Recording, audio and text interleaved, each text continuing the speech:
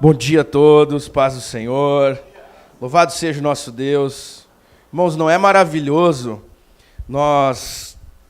Jesus é tão maravilhoso, e não é maravilhoso que Cristo seja suficiente não só para perdoar os nossos pecados passados, quando nós chegamos até Ele, mas que Ele continue sendo suficiente para perdoar os nossos pecados presentes.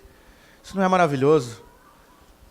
Não é libertador, não é confortador. Nós nunca devemos perder o fervor que aquela mulher teve ao chorar diante de Jesus, chorando muito e agradecendo e limpando seus pés. As pessoas achavam estranho aquilo, e Jesus disse que quem muito é perdoado, muito ama. Eu estava conversando com o pastor Jack e falando sobre a dificuldade daqueles que não passaram uma vida tão sofrida antes de conhecer a Cristo, de entenderem que o perdão que elas receberam foi tão grande quanto o perdão que um assassino recebeu.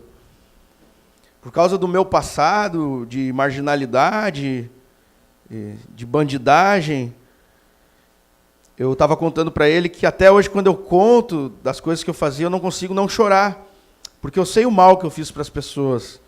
E eu sei o tamanho do perdão que eu recebi. E aí eu disse para ele, o triste é que algumas pessoas não entendem que elas são tão pecadoras quanto. E o Evangelho é sobre isso.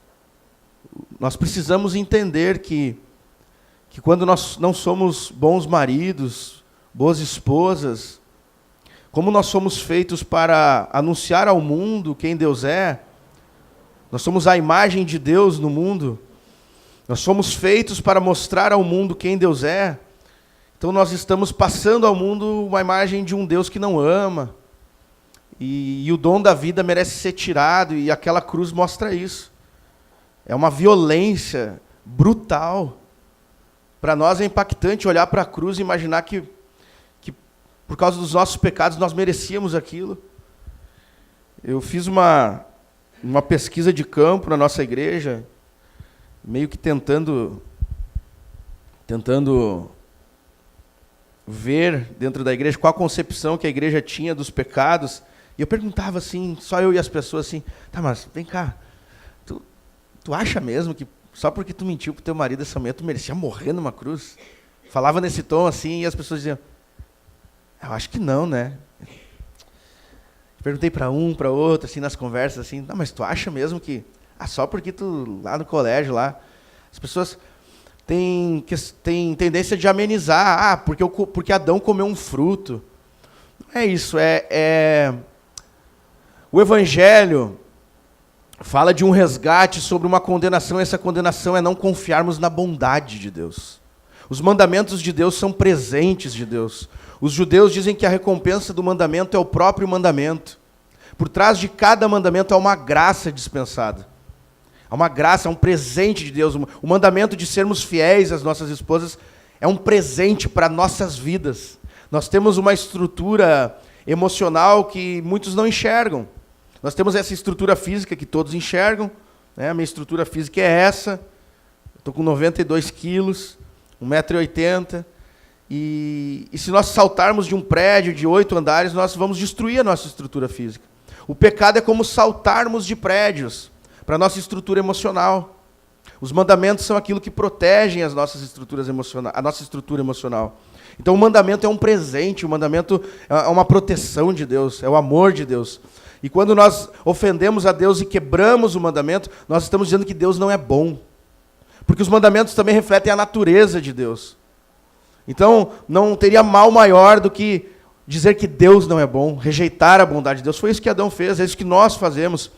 E é maravilhoso entendermos que Deus nos perdoou ao chegarmos diante de Jesus, mas é muito mais maravilhoso, para mim pelo menos, entender que Ele continua nos perdoando. Porque eu não canso de pecar. Meu coração é uma fábrica de ídolos. E quando nós cantamos Jesus, nome sobre todo nome, Jesus exaltado, é reconfortante, é libertador. Sabermos que a nossa salvação está garantida, que o Senhor nos salvou de nós mesmos também, que nós nunca percamos esse fogo, irmãos. Em nome de Jesus, que a gente nunca venha perder a alegria da salvação. A alegria da salvação. Hoje eu vou pregar na carta de Filipenses, que é uma carta que fala sobre a alegria da salvação, e mais precisamente, nós vamos ver que essa carta inteira fala sobre a alegria cristã. Filipenses é a carta de um presidiário, escrevendo como ser feliz. É meio estranho, é no mínimo estranho, né? Nós vermos como um presidiário pode ensinar a felicidade. É sobre isso que é a carta. Uma vida de paz, uma vida de alegria, não a alegria do mundo, não a alegria do mundo, mas a alegria que vem do Espírito, a alegria que vem de Deus. E hoje nós vamos meditar apenas um versículo, Filipenses 1, 27. Eu não costumo fazer isso. É raro eu pregar apenas um versículo. Nós vamos ver hoje, Filipenses 1, 27. Para quem não me conhece, eu sou o Rafael. Eu moro em Santa Maria. Sou casado há 6 anos. Minha esposa, Lidiane. Tenho 2 filhinhos, tá? Tenho o Bernardo, que é um ursinho de 8 meses. Coisa mais querida do mundo. E a Rafaela, que tem 3 anos e meio. E eu sou pastor batista, de uma igreja batista numa vila lá em Santa Maria, uma vila rural. E uma igreja bem pequena, nós temos 30 e poucos membros. Estamos plantando essa igreja há 2 anos. E o Senhor tem feito muito em nosso meio. E sou muito amigo do pastor Jack. Andamos juntos. Vocês vão ver que algumas coisas que eu vou falar, ele fala, porque eu disse para ele falar. E algumas coisas que eu falo na nossa igreja, ele me deu a dica para eu falar. A gente conversa sobre tudo. Nós temos reunião de homens, que nem vocês, culto no lar, a confissão de fé é a mesma. Nós andamos juntos, como Paulo e Silas. Somos um só coração. E essa igreja tem um lugar especial no meu coração também, da nossa família, da nossa igreja em Santa Maria. Estamos sempre orando por vocês, sempre com vocês em nossos corações. Apóstolo Paulo aos Filipenses, irmãos, no capítulo 1, no versículo 27, mais precisamente, nos dá uma ordem. Mas eu queria que vocês lessem essa ordem como um mandamento, mas por trás desse mandamento como um presente também. E por trás desse presente, uma graça vindo com ele. Vou explicar para vocês o conceito que John Piper inventou. John Piper, ele escreveu um livro que se chama Graça Futura. E John Piper é um pastor batista dos Estados Unidos, que ele ensina sobre hedonismo cristão. Como nos satisfazermos em Deus. E ele nos ensina que buscar a felicidade é legítimo. Todo homem foi feito para ser feliz. Mas nós devemos buscar a felicidade naquilo que o Senhor tem felicidade. Naquilo que o Senhor tem prazer. Por isso que nós oramos, para a tua glória e para o bem do teu povo. Então, ele nos ensina que existem graças de Deus que são graças condicionais. É diferente de graça meritória. Graça condicional é uma coisa, graça meritória é outra. Por exemplo, todas as coisas cooperam para o bem. Para o bem de todos? Não. Para o bem dos que amam a Deus. Então, todas as coisas cooperarem para o nosso bem, isso só vai acontecer se nós amarmos a Deus. Todas as coisas cooperam para o bem dos que amam a Deus. Ou seja, amar a Deus é uma condição para que todas as coisas cooperem para nós. Quem produz em nós o amor a Deus? É o Espírito Santo. Então, o mérito não é nosso, o mérito é dele. Mas a condição pré-estabelecida para que aquela graça venha sobre nós depende, de certa forma, de nós. Claro que tudo começa em Deus, mas falando objetivamente, não subjetivamente, é necessário que amemos a Deus. Então existem várias graças condicionais na Escritura. E John Piper fala que nós não devemos seguir os mandamentos por gratidão. Nós devemos ter gratidão, mas a gratidão não é o motor que impulsiona a vida cristã, mas a fé na graça futura. Olhar para os mandamentos e ver que por trás de cada mandamento existe uma graça dispensada. Então nós estamos buscando essa graça. Sempre, em primeiro lugar, essa graça é para a glória de Deus. Vai satisfazer o próprio Deus. E ao satisfazermos a Deus, nós estamos nos satisfazendo também. Então, quando a Escritura fala, honrai os vossos pais, né? E tem uma promessa por trás do mandamento de honrar pai e mãe. Então, nós estamos em busca desse mandamento. E o motor, aquilo que nos impulsiona a viver a vida cristã, é a fé nessa graça futura que dia a dia é dispensada a nós. A gratidão é como uma dívida. Isso não vai nos motivar a vivermos com fervor. E nós temos esse costume errado. O Everton faz uma visita na minha casa e eu digo, estou te devendo uma visita. A graça de Deus, John Piper fala, não nos deixa em dívida. Isso é muito importante. A graça de Deus nunca nos deixa em dívida. Então Deus não vai dispensar uma graça para a gente, então a gente fica com aquela gratidão do devedor. Agora eu preciso pagar. Não, não é isso. É eu entender que eu não tenho dívida, a graça de Deus não me deixou devedor, e tem mais graça. Então eu vou visitar o Everton porque eu tenho prazer na família dele. Motivado a experimentar dessa comunhão, da presença dele agradável. Então, essa fé na graça futura, que vem, é futura porque vem depois que eu cumpro o mandamento, isso é essencial para a vida cristã. E a carta de Filipenses é como um mapa. Apóstolo Paulo, cheio do Espírito Santo, ele é um mestre do conhecimento de Deus. Ele é tão humilde que ele fala, eu conheço um homem, é dele que ele está falando, não sei se no corpo ou fora do corpo, mas ele subiu ao terceiro céu. E ele ouviu coisas de Deus que são impronunciáveis. O apóstolo Paulo tinha uma comunhão com Cristo tão grande que ele dizia, não sou mais eu quem vivo. Imagina alguém falar isso, eu não vivo mais, Cristo vive em mim. Então na carta aos Filipenses, ele está ensinando à igreja como viver a vida plena, como viver a vida feliz, como viver o hedonismo cristão, como viver a vida alegre, como viver a vida de paz. O apóstolo Paulo, preso, está nos ensinando isso. Preso em Roma, provavelmente. O apóstolo Paulo não estava preso numa masmorra, não estava acorrentado com seus pés aos troncos, provavelmente ele estava mais velho, 60 anos, e ele tinha lá uma casa, porque ele era cidadão romano, então ele tinha lá a cidadania europeia, como se fosse hoje, ou green card nos Estados Unidos, né? Então ele tinha seus privilégios lá, e então, com certeza, alguns irmãos da guarda pretoriana, da guarda romana também haviam se convertido, porque no final da carta aos Filipenses ele fala, os irmãos da casa de César vos saúdam. Com certeza tinha alguns agrados dos irmãos ali, e o velho apóstolo ali, escrevendo cartas, ele está ensinando como por trás de cada mandamento de Deus há uma graça esplendorosa para vivermos. E no versículo 27, ele abre a palavra somente.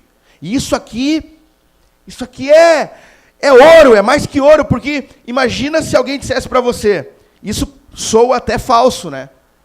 Imagina se alguém dissesse para você ser feliz no casamento, somente uma coisa deve ser observada. Mas é somente uma coisa? Se você quiser ser feliz e viver a vida de alegria e paz do Evangelho, somente uma coisa. Vai dizer somente uma coisa. Se você quiser ser um empresário bem-sucedido, como é que eu faço? Somente uma coisa. Parece uma coisa... Não pode ser. Somente uma coisa. É o que ele está dizendo aqui. Somente, portai-vos de modo digno do Evangelho de Cristo. Somente portai-vos do modo digno do Evangelho de Cristo. Para que quer que eu vá e vos veja, quer esteja ausente, ouça acerca de vós, que permaneceis firmes num só espírito, combatendo juntos, com uma só alma, pela fé do Evangelho. Então o apóstolo Paulo, se vocês voltarem uma página talvez, se vocês têm Almeida século 21, no capítulo 1, 6, ele faz essa afirmação que eu estou dizendo. Eu estou certo disso. Filipenses 1,6 ele fala, eu estou certo disso. Aquele que começou a boa obra em vós, irá aperfeiçoá-la. Aqui o apóstolo Paulo não está falando que Cristo irá nos levar à salvação.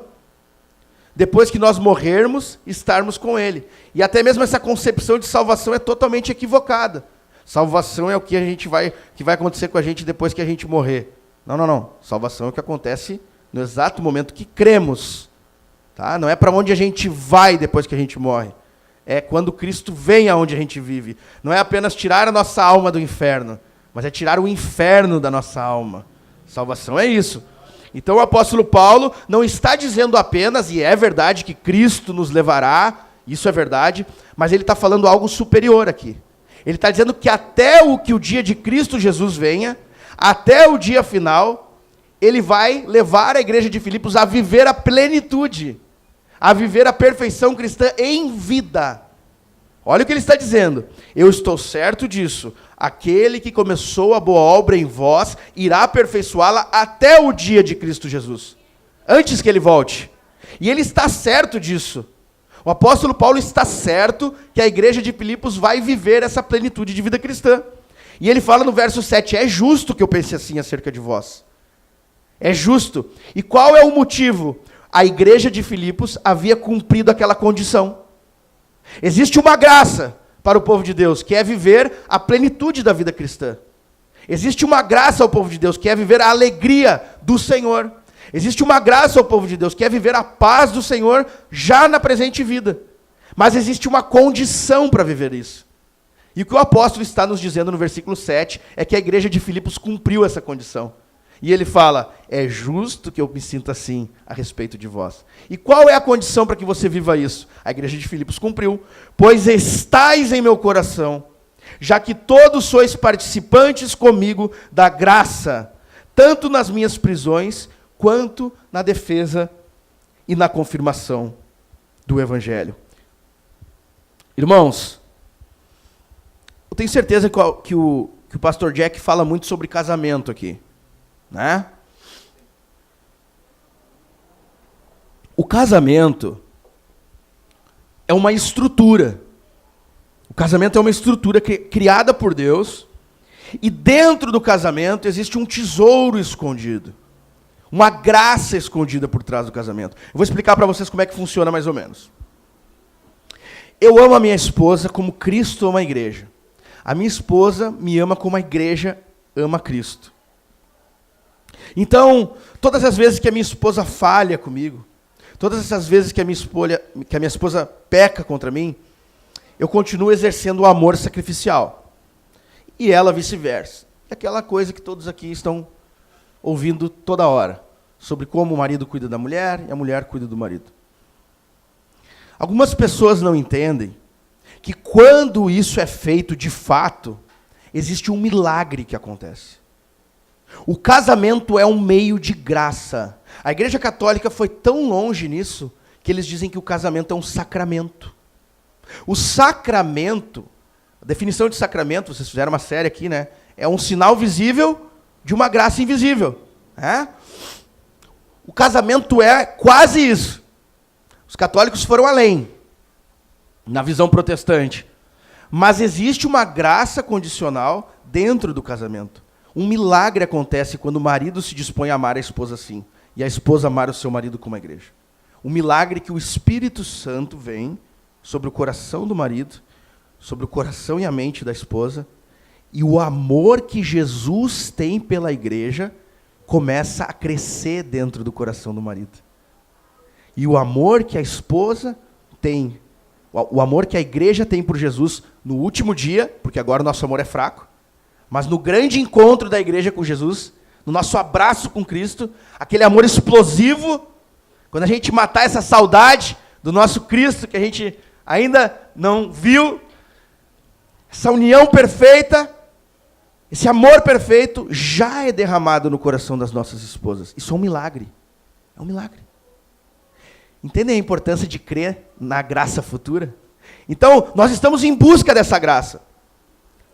Quando nós amamos a nossa esposa, do nada vai acontecer isso. E aqueles maridos que estão dedicados a fazer isso, que estão preocupados em fazer isso, já sentiram isso.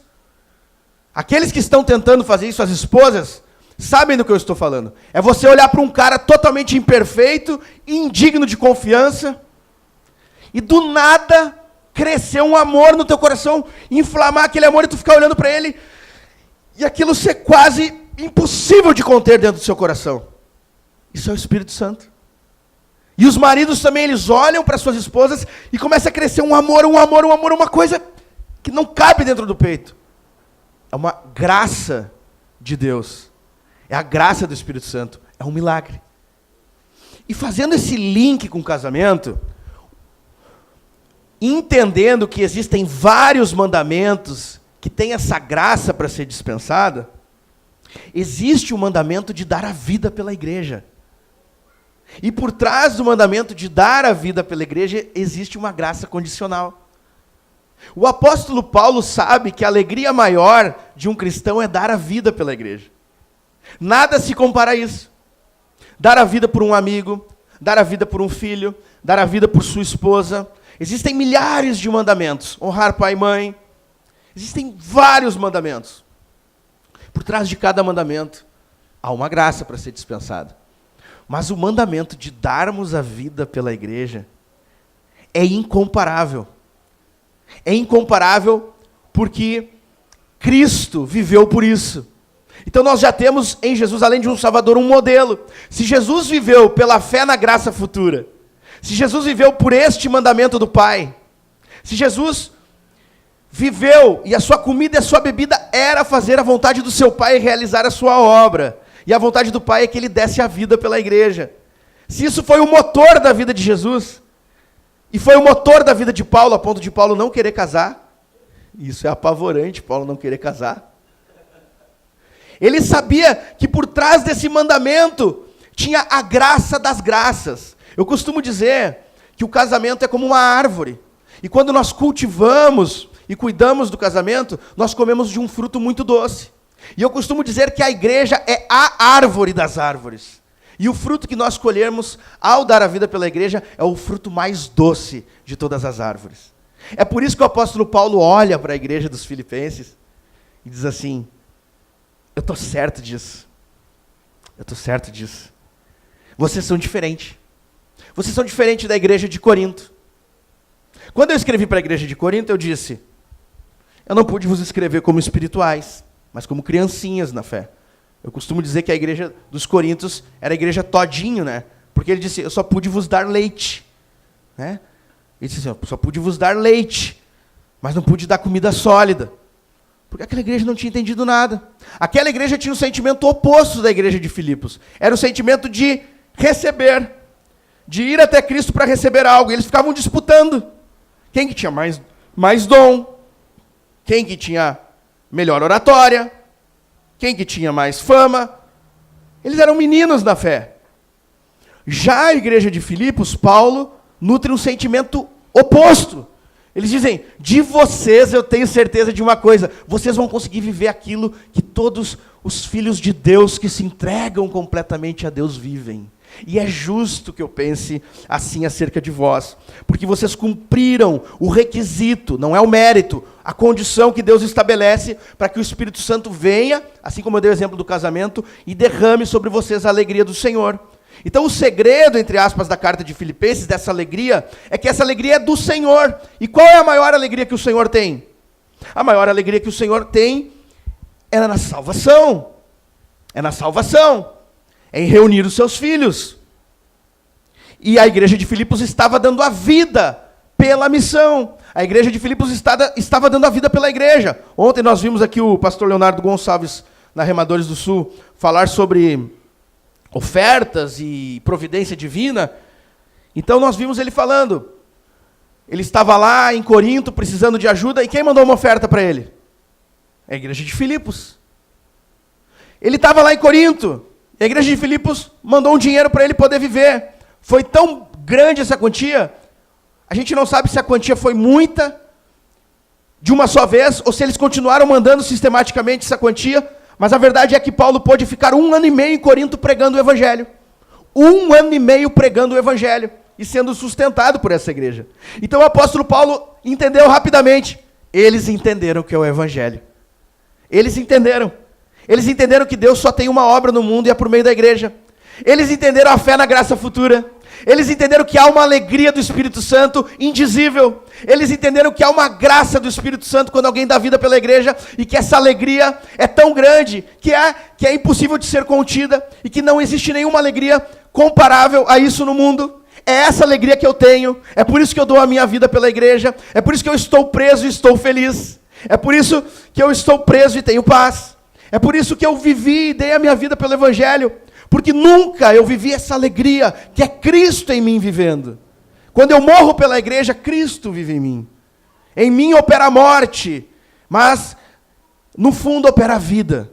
Nós precisamos morrer para nascer. O que Jesus falou, melhor é dar do que receber. Se o grão de trigo não cair na terra e morrer, não dará fruto. É impossível vivermos antes de morrermos para Cristo. É isso que o batismo significa. Missionário Ronaldo Lidório fala, a primeira missão da igreja é morrer. A primeira missão da igreja é morrer. E quando nós morremos, para os nossos sonhos particulares, e nós abraçamos a alegria que o Senhor tem, o prazer que o Senhor tem, e a missão que o Senhor tem, e fazemos da missão do Senhor a nossa missão, então nós experimentamos dessa graça. Os filipenses haviam feito isso. E é por isso que o apóstolo Paulo fala, eu estou certo disso. Então voltamos ao versículo 27, que a gente tinha lido. Somente uma coisa deveria continuar a ser feita. Continuar a ser feita. Quando o apóstolo Paulo fala, somente portai-vos de modo digno do evangelho, ele não está dizendo, ele não está repreendendo uma igreja que não está se comportando de modo digno do evangelho. Vocês entendem? Ele está encorajando a igreja para não serem uma vassoura nova. Vocês conhecem esse ditado? Vassoura nova varre bem, né? Toda vassoura nova varre bem. E como eles estavam no começo da vida cristã deles, apóstolo Paulo estava com medo de que a única coisa que poderia roubar a alegria deles acontecesse, que era eles desistirem desse propósito que eles começaram. Ele fala, portai-vos de modo digno do evangelho de Cristo, para quer eu vá e vos veja, quer esteja ausente, ouça acerca de vós, e essa palavra aqui é fundamental, que permaneceis firme. Eles já tinham começado a caminhar no modo digno do evangelho. E essa é uma palavra para nós, nessa manhã. Porque todos aqui na Vintage começaram, assim como a igreja de Filipos, a dar a vida pela missão. Mas faz só 1 ano, 2 anos, 3 anos, isso não é nada. Não é nada. É o começo.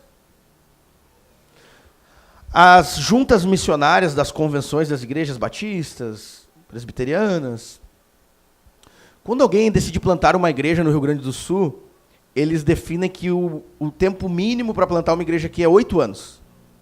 Nas outras localidades eles dão 3 anos para o missionário. Tu tem 3 anos para plantar uma igreja.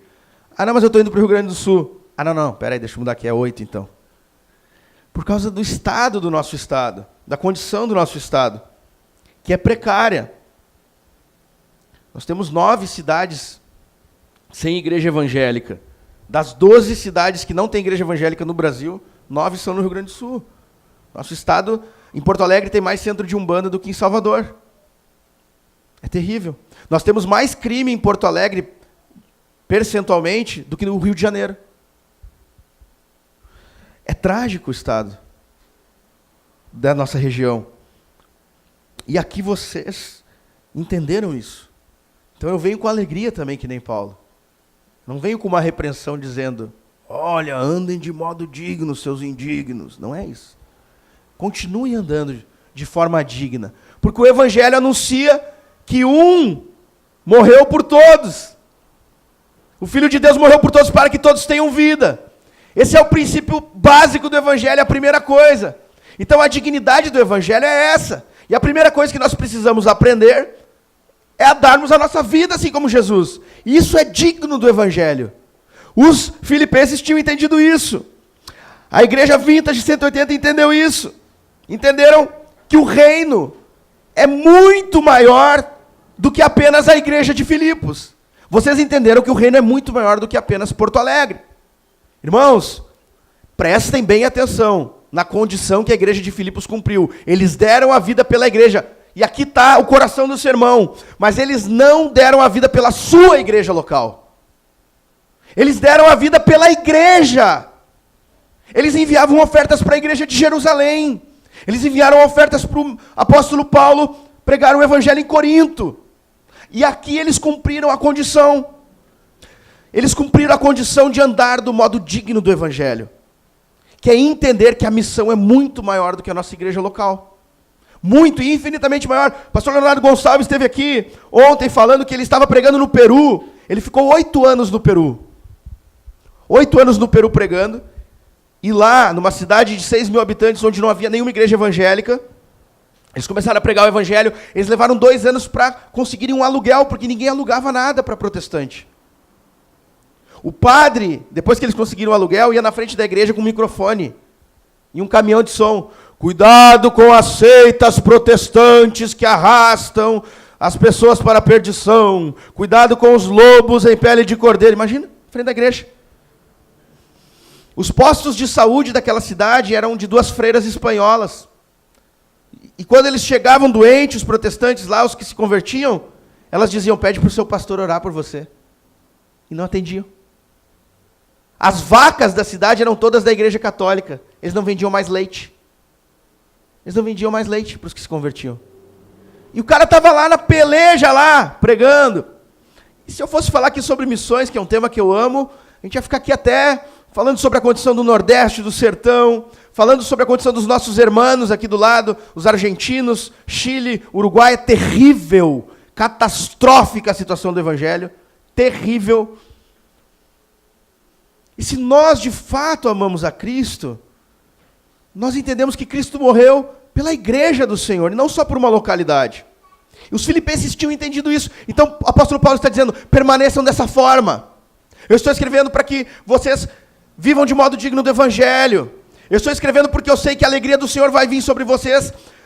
Até o dia de Cristo Jesus vocês vão viver a perfeição se vocês continuarem nessa pegada. Se vocês continuarem nesse amor, se vocês continuarem nesse fervor, essa é a condição. E eu separei 4 formas, 4 coisas que é importante nós entendermos da dignidade do Evangelho. Em primeiro lugar, a dignidade do Evangelho se dá sobre a Trindade. O Evangelho tem início na Trindade. A salvação tem início na doutrina da Trindade. O pastor Jack já falou aqui, né, que Deus, ele é ato puro, como dizia Tomás de Aquino. Eu queria que vocês imaginassem comigo. Deus, o Pai, o Filho e o Espírito Santo.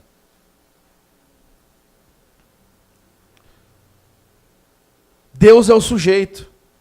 Jesus é o objeto. O Pai ama o Filho ama o Pai. Quem é o Espírito Santo? É o amor que o Pai tem pelo Filho e que o Filho tem pelo Pai. Há uma dança de amor dentro da Trindade. Por que eu disse que Deus é ato puro? Porque tudo aquilo que Deus é em seus atributos é em movimento, não é estático. Por exemplo, Deus é justo, Deus é justiça, mas ele só pode ser justo e justiça na relação com o outro. Ninguém é justo sem relacionamento, ninguém é justo parado. Então tudo que Deus é, ele é em relação com o outro. Deus é amor, Deus é alegria, né? Então, Deus é fidelidade. Na relação com o outro, ele é essas coisas. Então ele é ato puro, é como uma fonte de um rio. É impossível estancar, é impossível parar, ele só jorra. Tá? Então, a salvação, ela tem base na Trindade. Nós precisamos entender que nós somos aceitos no amado. Por quê? Por que que nós somos aceitos no amado? Deus, ele só é um ser trino Deus, ele só é um ser plural na unidade, é uma coisa que não dá para entender direito, porque ele é santo e ele é perfeito. Pensem comigo, não é tão difícil, não é tão difícil. Como é que um engenheiro vai ter prazer em uma obra toda torta, sem prumo, sem base, sem alicerce, sem reboco, toda feia, toda quebrada? Como que o engenheiro vai chegar e vai dizer assim, ó, que linda essa obra, a coisa mais linda do mundo, dá prazer de olhar isso. Como que uma mulher que gosta de limpeza, tem mulheres que são fissuradas por limpeza, vai chegar em casa e vai estar aquela bagunça e vai dizer assim, ó, dá até prazer chegar nessa casa. Não tem como. Vocês entendem que é intrínseco. Se a mulher ama a limpeza, ela só vai ter prazer na limpeza. Agora eu pergunto para vocês, o que é bom? A limpeza ou a imundície? A limpeza. Então, como Deus é santo e só tem prazer naquilo que é bom e santo, ele só pode ter prazer em quem? Nele mesmo. E se Deus não tivesse prazer apenas nele mesmo, ele seria bom? Não. Então, por isso que o ser de Deus é trino. Ele tem prazer nele mesmo, Pai, por isso que ele é o filho do seu amor. Ele é o alvo do seu amor. Porque Jesus é Deus. E por isso que esse amor é o Espírito Santo. Então não é tão difícil de entender, né? Pai, Filho, o Espírito Santo e essa dança de amor. O Pai tem prazer no Filho, o Filho tem prazer no Pai. Então é impossível Deus nos amar. Como é que Deus vai amar alguém como eu? Meu Deus, não tem como. Como que Deus vai ter prazer se Deus ama a limpeza e eu sou imundo? Então por isso ele precisa me amar com o amor que ele tem por quem? Por Jesus. Então Jesus vem ao mundo e ele faz tudo aquilo que eu não faço. E esse amor que o Pai tem pelo Filho é derramado em nossos corações. É o que a palavra diz. Nós somos aceitos no amado. Nós o amamos porque ele nos amou primeiro. Então, a dignidade do Evangelho é que o Evangelho tem início e fim na Trindade. A questão toda é que Deus, em sua bondade, um puritano Stephen Sherlock, no livro A Bondade de Deus, ele vai dizer que a bondade de Deus, mais especificamente, o atributo da bondade de Deus, foi o que fez com que Deus quisesse compartilhar, na linguagem facebookiana, ele quisesse compartilhar desse amor trino. Santo Agostinho vai dizer que Deus nos incluiu nessa dança de amor da Trindade. Foi como se ele tivesse nos puxado e colocado no meio dessa dança de amor e dissesse, agora tu vai participar disso. Tu vai sentir o que é o amor trino. A dignidade do Evangelho é uma dignidade triuna. Tem início na Trindade. E por que eu estou abordando isso? O que tem a ver com o que eu estou falando? É porque nós devemos entender que a natureza de Deus é comunitária. A natureza de Deus é relacional. E andar de modo digno do Evangelho, eu tenho a mania, às vezes até é inconsciente. Eu amo muito os puritanos. Então, geralmente, os meus sermões, por mais que eu não tenha preparado assim, eles acabam se tornando assim. Eu falo sobre a verdadeira fé e a falsa fé, a verdadeira paz e a falsa paz. Os puritanos eram assim. Eu estou falando sobre a verdadeira alegria e a falsa alegria.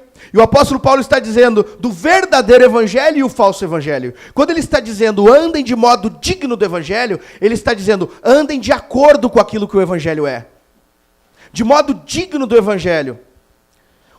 Eles entendiam aquela linguagem da época porque era um costume entre aqueles que tinham a cidadania romana, preste atenção, dizer aquele homem é digno da cidadania romana.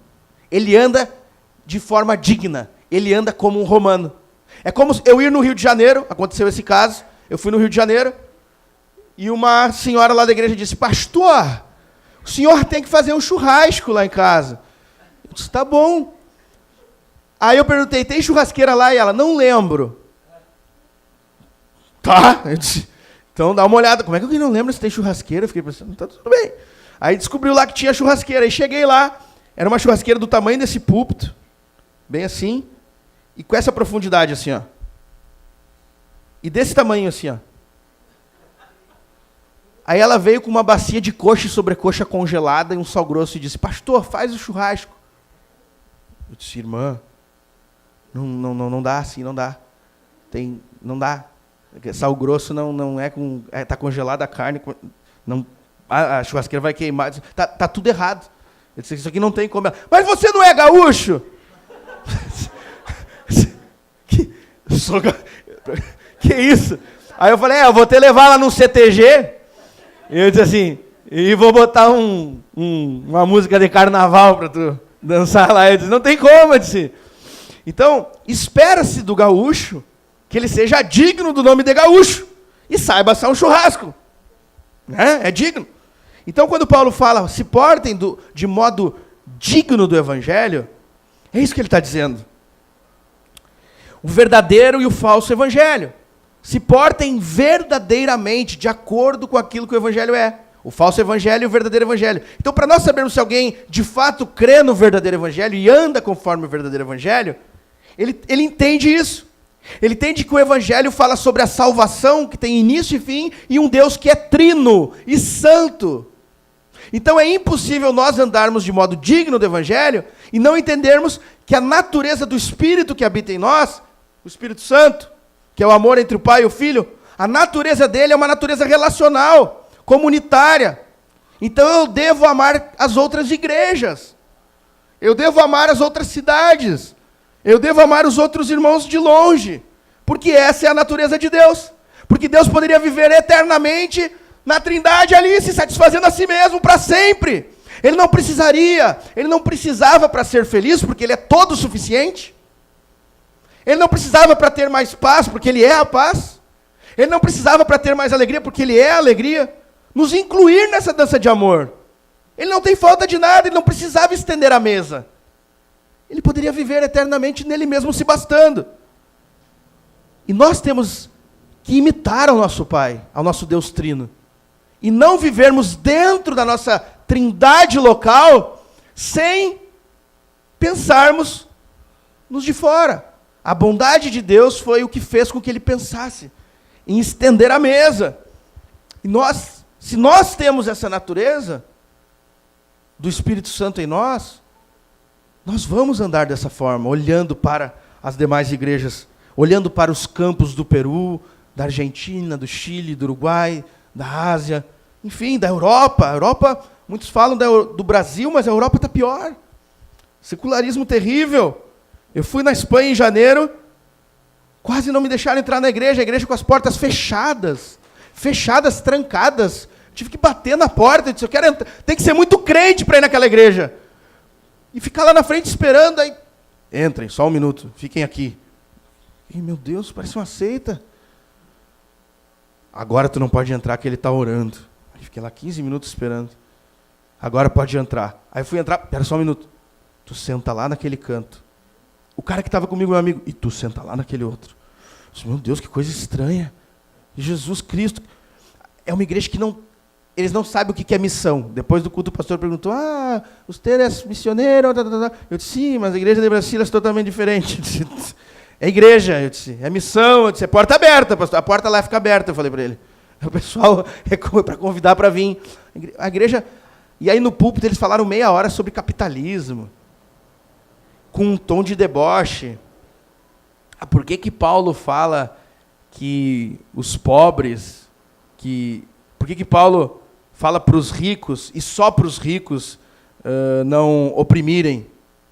Aí eles dão uma risada assim no público, porque os pobres não podem oprimir. Todo mundo deu risada. Meu Deus do céu, o que é isso? O evangelho já nem é mais evangelho, só lei. Só lei. O cara pregou lei. Meu Deus, não vai vir um pouquinho de graça desse púlpito?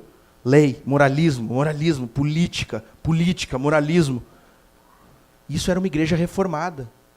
Igreja Reformada Bautista del Pacto. Imaginem as outras igrejas. Irmãos, nós precisamos andar de modo digno do Evangelho, e o Evangelho tem início na Trindade, e essa natureza trina é uma natureza comunitária, e nós precisamos olhar para fora do nosso ser igreja local, e abençoarmos com esse amor que nós temos pela nossa igreja, as outras igrejas, as outras cidades. Em segundo lugar, a dignidade do Evangelho é que o Evangelho é sobre unidade também. Não apenas sobre comunidade, mas sobre unidade. Em João 17, Jesus faz a oração mais linda, para mim, que ele já fez, que pelo menos está escrita na Escritura. Ele pede para que o Pai glorifique a Ele, e Jesus fala assim, neles eu sou glorificado. Pai, glorifica o teu Filho com a glória que o Senhor me deste antes do mundo. Qual é essa glória que Jesus tem antes do mundo? O que é mais glorioso em Deus? De toda a glória é o conjunto das perfeições de Deus. E o que é mais glorioso em Deus? É esse amor que ele tem pelo Pai e o Filho.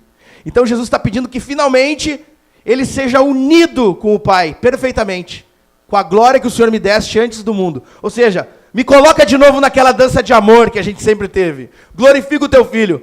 Só que agora ele está nos incluindo. Ele está nos colocando. Neles eu sou glorificado. Ou seja, esse amor só é perfeito agora quando, junto do cabeça, todo o corpo é conectado a ele e toda a igreja passa também a desfrutar desse amor que o Pai tem pelo Filho. Então o Evangelho também é sobre unidade. Se nós de fato temos a natureza divina e andamos de modo digno do Evangelho, nós precisamos andar em unidade com os nossos irmãos.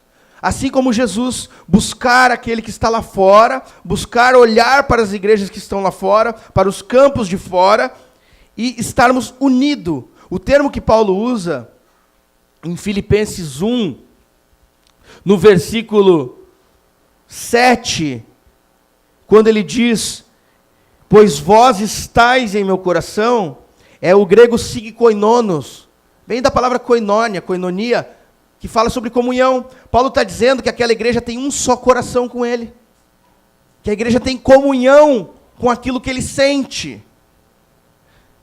Isso é muito profundo. Se a gente fosse parar aqui, pensa só um minutinho, tentem imaginar o peso que Paulo tinha pela missão.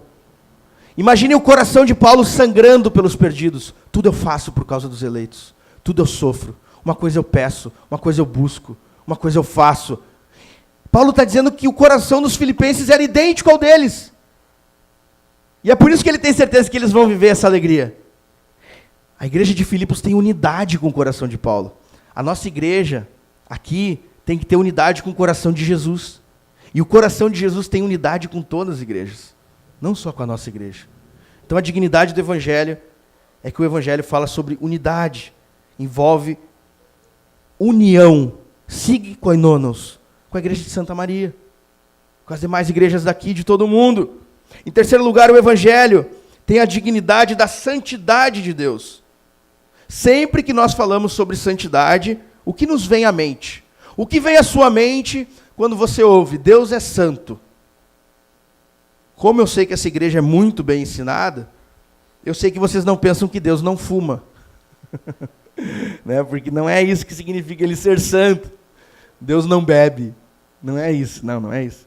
Mas a gente tem a tendência do evangelho que vem da América do Norte, do pietismo norte-americano, né? Que ser cristão é não ir no teatro, etc. Nós temos essa tendência de acharmos que ser santo é não fazer algo. É algo que eu me abstenho. E até para explicar coisas um para o outro, é mais fácil começar explicando de forma negativa, ou seja, o que não é. Vou dar um exemplo. Eu conheci um paraibano, amigão meu, e ele tentou me explicar como é que era caju. E eu disse, eu nunca comi caju. E ele começou a tentar explicar de forma positiva o gosto do caju. E ele falava, caju é parecido com isso, com aquilo, com aquilo. Imagina alguém que nunca comeu chocolate, tu tentar explicar para a pessoa o que é chocolate. De forma positiva é muito difícil. Irmãos, João Crisóstomo falando sobre a incompreensibilidade de Deus, naqueles livros verdinhos que tem de patrística, sabe? Da Paulus, editora. Tem um livro dele que eu tenho lá em casa que é absurdo. É absurdo. O Crisóstomo começa a dizer que ele habita em luz inacessível, que toda a linguagem que a gente usa para Deus é figurativa, é figurada, e na verdade aquilo ali é tão pobre, ele fala, isso aqui é mais pobre do que a pobreza para falar quem é Deus. Ah, Deus é o pastor, ele fala, mas o pastor ganha salário, Deus não ganha salário. Deus é pastor, mas o pastor come a ovelha.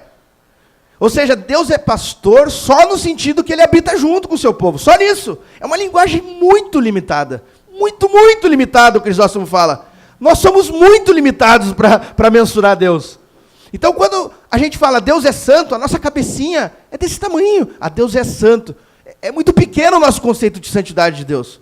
Mas, na verdade, apenas uma coisinha que eu entendi, que a gente precisa entender, é que santidade, em primeiro lugar, diz respeito ao amor de Deus. Ao fato de que tudo que Deus é, ele é para o outro, porque ele tem tudo em si. Santidade tem a ver com 1 Coríntios 13, o verdadeiro amor não busca o próprio interesse. E nesse sentido primário, Deus é santo. Deus é totalmente diferente da gente. Porque nós buscamos sempre o nosso interesse. Nas nossas amizades. Na igreja que a gente procura. Parece que é um negócio impossível de esconder e de conter. É por isso que Calvino não era apóstolo, é por isso que Calvino, já subiu um degrau para ele, é por isso que Calvino dizia que o coração do homem é uma fábrica de ídolos, porque constantemente ele está fabricando o quê? Um interesse por ele mesmo. E nesse sentido Deus é santo. Ele é totalmente, santo é que ele é separado, ele é totalmente diferente da gente. E por que ele é totalmente diferente? Porque ele nunca pensa nele mesmo. Ele nunca precisa, né, de algo. Aqui está a questão de que ele é santo. Ele nunca precisa de algo. Então ele nunca está buscando na gente algo. E nisso ele é santo. Então o Evangelho, número 3, ele tem a dignidade da santidade de Deus, que nunca busca o próprio interesse. E nós só podemos viver isso como igreja se nós não olhamos para a nossa igreja local. Porque mesmo que nós labutemos na missão, mesmo que nós trabalhemos na missão pela nossa igreja local, no fundo, quem vai receber o retorno? Nós. Se nós doarmos aqui, vai ter ar-condicionado para quem? Aqui. Se melhorar a guitarra, o violão, vai ser para quem? Para cá. Então a gente só exerce a dignidade do Evangelho mesmo de olhar para o de fora, de não buscar o próprio interesse, de ter a natureza santa de Deus, quando a gente olha para os de fora. Para outra igreja. Eu vou investir lá. A minha igreja não tem ar-condicionado, irmãos. A minha igreja não tem nem... Olha, nossa igreja, graças a Deus, agora está melhorando. Mas era bem difícil as coisas. E ar-condicionado é luxo ainda. Né? É uma coisa... Já não é mais luxo hoje em dia o calorão que faz, né? Mas eu quero dizer perto de outras coisas, por exemplo... nós tínhamos uma época que nós não tínhamos Bíblias para dar para os irmãos lerem na hora do culto. Isso é mais importante que o ar-condicionado. Não que o ar-condicionado não seja importante. Até porque a gente tem que cuidar das pessoas e amar as pessoas. Mas tem coisas que às vezes são mais importantes. Por exemplo, um microfone para anunciar. Nossa igreja lá não tem ainda condições de comprar um equipamento de som. A gente não conseguiu comprar uma bateria ainda, que a gente quer comprar. Eu prego no gogó. Eu pregaria tranquilamente assim para vocês. Estou acostumado a pregar assim, dá. Não dá? É bem tranquilo. Até prefiro. Estou bem acostumado com isso. Mas é melhor assim, tu não faz muita força, né? É mais tranquilo o pessoal ouvir para gravar. E a santidade de Deus em nós, automaticamente ela vai produzir esse amor por outra comunidade, que a gente não vai receber nenhum retorno. Essa é a dignidade do Evangelho. A Remadores do Sul é isso. Nós estamos querendo plantar outras igrejas no estado, e existem muitos pastores que vieram, e a maioria não vem porque eles pensam em plantar igrejas e tem que ter o selo lá, o carimbo, pum, Igreja Batista. O cara não consegue plantar outra igreja se não ir a placa dele. E nós estamos tentando fazer algo totalmente diferente. Vamos juntar todas as igrejas, cada um dá R$100, R$200, vamos plantar uma igreja sem nome, de nenhuma igreja, não é batista, não é assembleia, não é nada. É do reino, é do rei. Aí os caras torcem o nariz. Não, mas é que a nossa igreja queria plantar outra igreja. Tá, mas a gente vai estar plantando outra igreja. É que, na verdade, a gente queria ser maior. Na verdade, a gente queria fazer conhecido o nosso nome. Fui na reunião, isso eu falo por mim mesmo, eu fui na reunião da nossa convenção, eu participo de uma convenção batista, e eu fiquei louco lá com o pastor, ele mostrou um mapa lá, e começou a mostrar cidades em volta da que ele estava. Essa cidade tem 4.000 habitantes, tal. Essa cidade tem 3.000 habitantes. Começou a mostrar as cidades, e ali com o meu coração, puxa vida, não tem evangelho lá ainda. E aí ele me sai com essa frase, ainda não tem presença batista lá. E o quê? Ainda não tem presença batista. Só um minutinho. Tem igreja evangélica lá? Tem igreja evangélica, tem. Então, varão, meu Deus do céu, tem igreja lá evangélica? Tem. E por quê? Não, mas ainda não tem a presença batista lá. E daí? E daí que não tem presença batista? Eu fiz parte já da igreja presbiteriana também, não sou bipolar, tá? Mas no começo da minha caminhada, quando eu conheci as doutrinas da graça, eu fui presbiteriano. E rapidamente eu fui indicado ao ministério ali, eu já andava nas reuniões dos presbitérios. E aí o cara abriu a reunião feliz da vida. O presbiterianismo tem crescido muito no Rio Grande do Sul. E daí que o presbiterianismo tem crescido? Eu quero saber do evangelho. O evangelho tem se propagado? Eu entendo a preocupação deles, talvez por levar algo saudável. E presbiterianismo ser sinônimo de saúde. Batista ser sinônimo de saúde.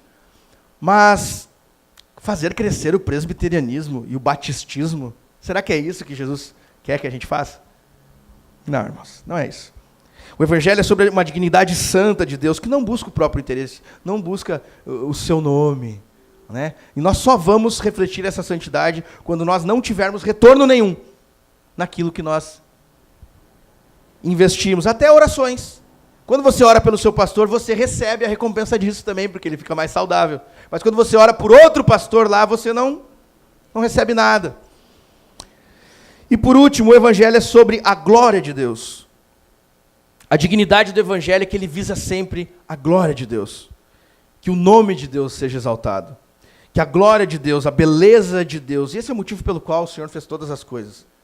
Quando Deus criou o corcovado, o pão de açúcar, ali ele está mostrando a imutabilidade dele. A glória da imutabilidade divina.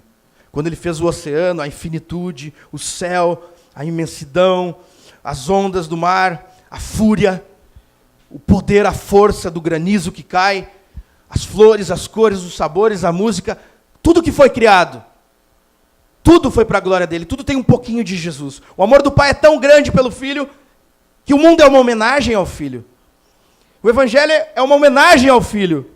Tudo é para a glória de Deus. E a glória de Deus enche toda a terra. A glória de Deus enche toda a terra, não só o Partenon, não só Porto Alegre. A dignidade do Evangelho é que é a dignidade da glória de Deus. E a glória de Deus não é como a dos deuses pagãos, que era limitada a uma localidade. A glória de Deus enche toda a terra. Então, irmãos, por fim, eu convido todos a permanecerem de modo digno do Evangelho. Quer eu venha ter com vocês, quer eu vá. Para que quando eu venha, eu veja que vocês estão permanecendo num só coração, numa só alma, num só espírito, lutando pela fé do Evangelho. O Senhor sempre nos diz o que fazer, mas é muito importante que Ele também sempre nos diz como fazer isso. Então nós não apenas fomos salvos para que a nossa vida fosse livre do inferno, para que a nossa alma fosse livrada do inferno, mas para que o inferno fosse tirado das nossas almas.